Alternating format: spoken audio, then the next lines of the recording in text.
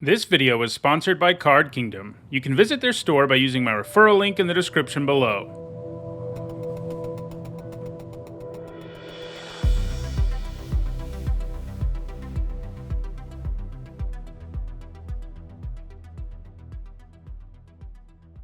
Hi everyone, I'm Nitsa Hone, and today is Monday. That means it's time for another MTG Top 10, the series where I rank cards based on their historical performance at Magic's highest level of competition. Today, we're going to take a look at Enchantress effects. These effects get their name from Verduran Enchantress, a creature from Alpha that lets you draw a card every time you cast an enchantment. Enchantress effects are the backbone of pretty much any enchantment deck in any format, as they provide powerful payoffs for casting your enchantments or having them enter the battlefield. To be eligible for this list, a card had to either trigger when you cast an enchantment or trigger when an enchantment enters the battlefield. In all, there were 100 cards eligible for this list, and in this video we'll look at the 10 that have left the biggest impact on competitive Magic. Before we get started, here's a quick reminder on how I score cards in these videos. A first tier top 8 is worth 2 points, this includes events like Pro Tours, and a second tier top 8 is worth 1 point, this includes events like Grand Prix. Alright, let's take a look at the top 10 Enchantress effects in Magic. At number 10, it is Calyx, Guided by Fate. He's the newest card on the list by a wide margin, as he's from the most recent Standard Legal set. Calyx was once a planeswalker who loved enchantments, but he lost his spark during the events of March of the Machine, so now he's an enchantment creature that loves enchantments. He's a 3-mana 2/2 that comes with Constellation, a Theros ability word that means you get an effect when an enchantment enters the battlefield, and this of course counts himself. In this case, he puts a +1/+1 counter on a creature. On top of that, if he or an enchanted creature you control deals combat damage to a player, you create a token copy of a non-legendary enchantment you control. This will of course also trigger his Constellation ability. Despite being so new, Calyx has already made his mark in Standard, seeing play, as you'd expect, in green-white enchantment decks in the format. He's got a pretty good shot at moving up this list in the future. At number 9, it is Sigil of the Empty Throne. This 5-mana enchantment makes a 4/4 angel whenever you cast an enchantment spell. That's a very powerful trigger, and if you can cast a bunch of cheap enchantments, you'll end up with an angel army in no time. The Sigil was one of the primary win conditions for Legacy Enchantress decks between 2011 and 2012. As you can probably guess, these decks were loaded up with Enchantress effects that allowed you to quickly rip through your deck while making a bunch of angels.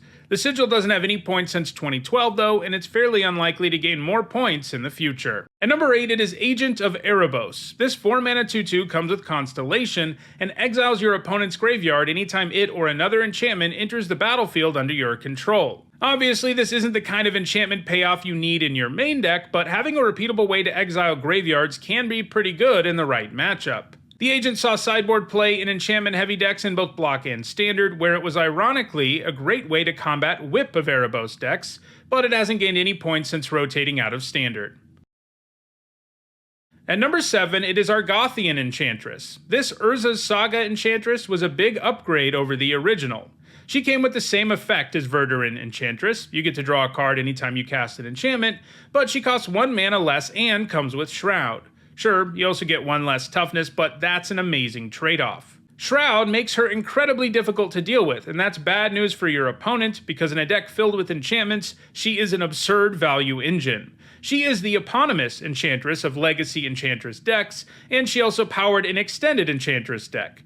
While Enchantress decks aren't super mainstream in Legacy right this second, they do see a bit of play, and she's fairly likely to sporadically gain more points in the future. By the way, if you're interested in the history of Enchantress decks, which all really began with Argothian Enchantress, I have done a deck history video on the topic, so check that out.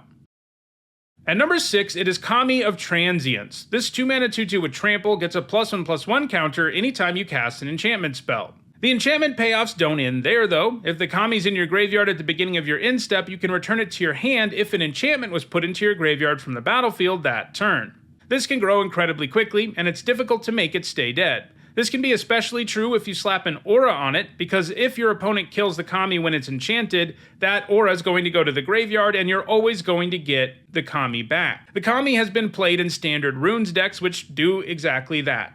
It doesn't have any points so far in 2023, but it does have some significant time left in Standard, and I don't think we can count it out just yet. At number 5, it is Hallowed Haunting. Anytime you cast an enchantment, this 4-mana enchantment creates a spirit token with power and toughness equal to the number of spirits you control. Even if you don't have any other spirits in your deck, each enchantment you cast will be making a new one, so your board can get scary in a hurry. On top of that, if you ever reach the point where you have 7 or more enchantments, which isn't impossible in the right deck, your creatures all gain flying and vigilance. That usually just means the game is over, because if you've got that many enchantments, you have several large spirits as well. So far, all of its points have come in standard Selesnya enchantment decks, but it has just missed out on top 8s in both Pioneer and Modern, so I think it's likely to gain more points in the future. At number 4, it is Eidolon of Blossoms, which is a 4-mana 2/2 that comes with a constellation-based version of that original Enchantress trigger.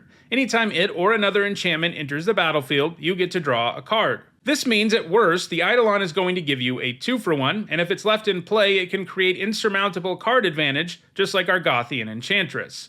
The Eidolon gained all of its points in standard Constellation decks, but it also has a lone point from a Legacy Enchantress deck. It doesn't have any points since 2019, so some of the cards that are behind it are likely to pass it in the near future.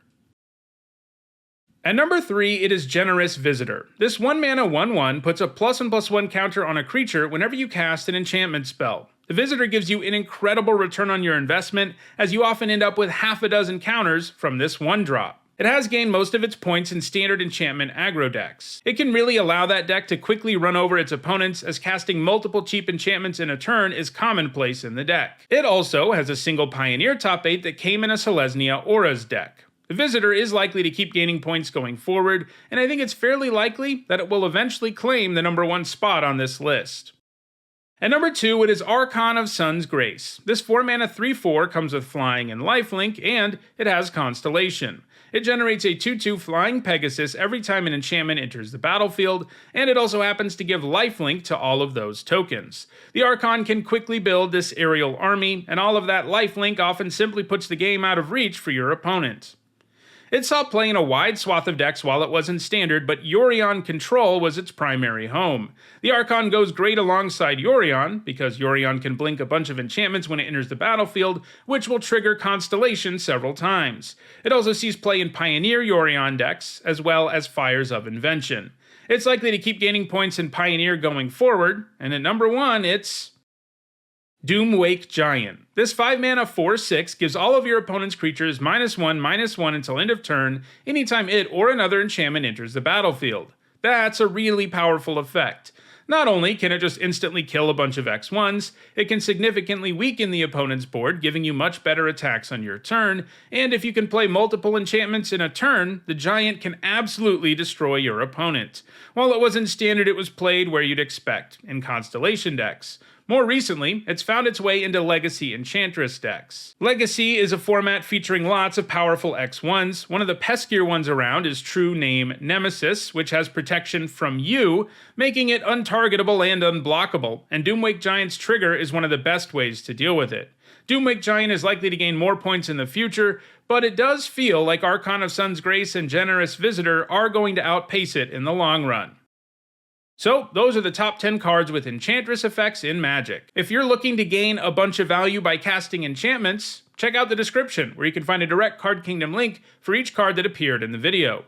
If you want to make sure you catch future videos, don't forget to subscribe. If you want to catch up on past videos, and there's over 600 MTG top 10s at this point, you should see the playlist on your screen shortly.